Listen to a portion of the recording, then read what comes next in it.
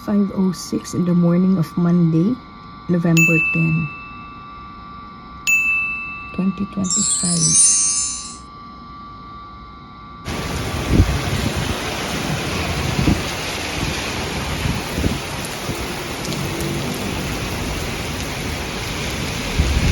Ayan, mahangin pa.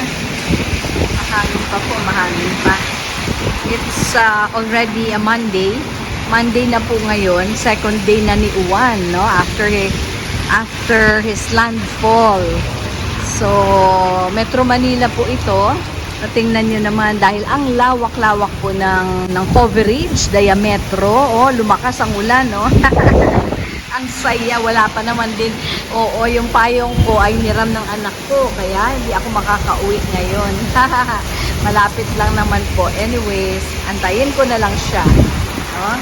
Ay, grabe, oh. Ayan, oh. Punta sana ako dun sa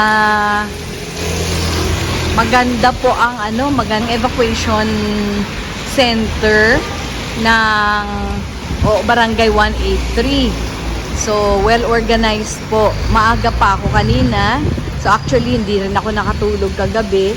Hindi dahil, maingay yung bubong. Hindi ko nga naririnig. Pero hindi rin po ako nakakatulog dahil iniisip ko din po yung ating mga kababayan, kung ano yung kanilang mga kalagayan. Okay, so buti na lang po, meron tayong preemptive evacuation. Kaya, ayan. So, second day na ni Juan after its landfall actually. Pero napakalakas pa po ng hangin. Kahit dito sa Metro Manila, ganito po ang sitwasyon. Dito sa Metro Manila. Oh, ayan po, oh. Mahangin po, mahangin pa, no? Ayan po sa Newport.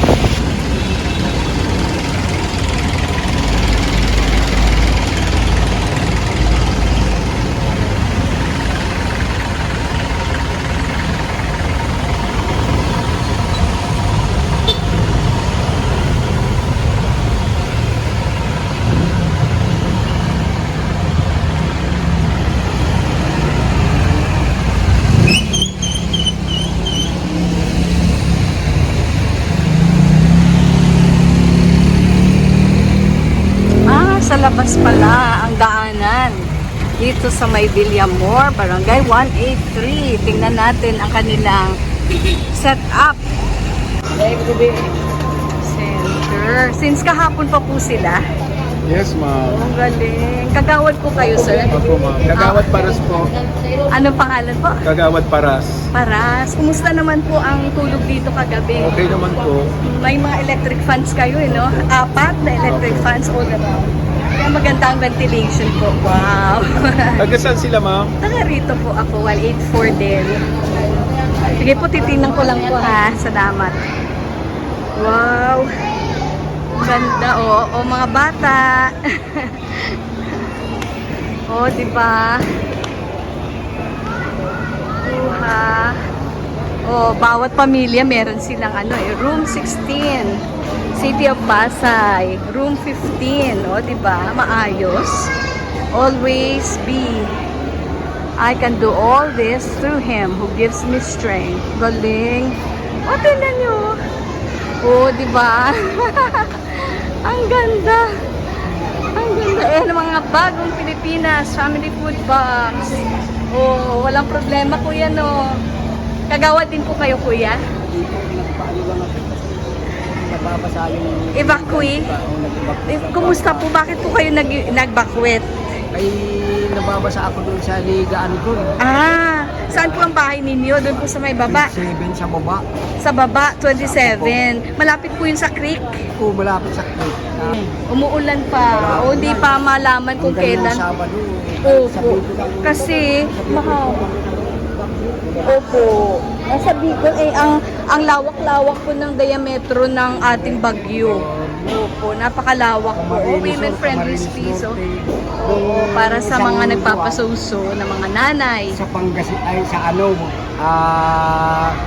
doon sa pinakadulo, Opo, Sorsogon. sa Sorsogon Yan na. naman Camarines Norte, Oo, Camarines opo, South. opo. Ayun po, talaga doon po yung landfall. Opo, Pero landfall. nagpuntang westward na po siya, no? Ah, ganun. Baka papuntang norte na rin. Yan, opo. West-northwest ang kanyang Opo, kilos sabi po. nga, Opo. Sabado pa.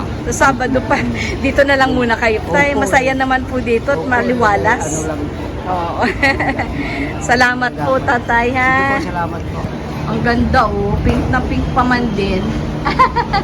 Tsaka may water. May mga electric fan. Tapos ito sa baba, oh. Ayan. Okay, bye-bye, ate. Okay. Oh, di ba? Ang galing, oh. Oh, di ba? Oh. Mga wall of barangay chiefs. Okay. Tapos, ayan, oh. Hi po, kagawad. Thank you, ang galing, ah. Ang ganda po ng ating evacuation center. May ambulance. Di bale. Ayan, may fire car, ano din, may fire truck. Pero marami pong ano dun sa may medyo baba. Malapit po sa creek ay binaha kagabi. Pero mabilis naman humupa yung tubig baha. Pero ayan, talagang oo, nag-preemptive evacuation na kahapon pa lang. Ano, matibay. Tsaka dun sa taas ang ano eh. Kaya kahit bumahaman, eh sana wag naman magkandatuklapan yung mga ano sa lakas. Pero so far, so good. So thanks be to God, ligtas sila dyan. 10:51 in the morning, ito po yung sitwasyon dito. Mahangin at may ulan. May kasamang ulan at may hangin. Nasaan na kaya si Yuan? Oo, itong second day na po ito after the landfall doon sa may bandang Aurora. Saan ba siya nag-landfall kahapon? Sa may bandang Baler. O, ayan po. Kamsur. Ayan, second day na. Actually, second day na. Ay, that is because ang lawak, napakalawak po ng diametro. No? Ang sakop ng bagyong si Yuan. Actually, 2/3 of the country daw ang sakop niya. Kaya naman, kahit na yung mata ng bagyo ay napakalayo sa kanyang periphery, no, sa mga dulo po, kahit na tail of the bagyo, mahangin pa rin at talaga. At napakalakas po ng ulan na kanyang dala. So, mag-ingat tayo guys. Ingat-ingat lang po ang lahat. And let's continue praying for safety. Yes, and oo, sa mga evacuation center, sana po ay yes, ligtas kayo dyan at may pagkain, ayan, at may inumin at may mga palikuran na malinis at binigyan na ng mga ayuda ng ating mga LGUs. Alam naman po natin na galing yan sa DSWD, yes, at kinu-course through sa ating mga LGUs. So, alam ko po, oo, may mga tents naman. Yes, may mga tents at komportable naman ang ating mga evacuees. Evacuees, nakahapon pa po nandoon dahil meron po tayo preemptive evacuation sa mga LGUs. Oo, makibalita lang po tayo. Ang tabayanan po natin ang lahat ng mga balita at just stay indoors and stay dry. Keep safe everyone. God bless.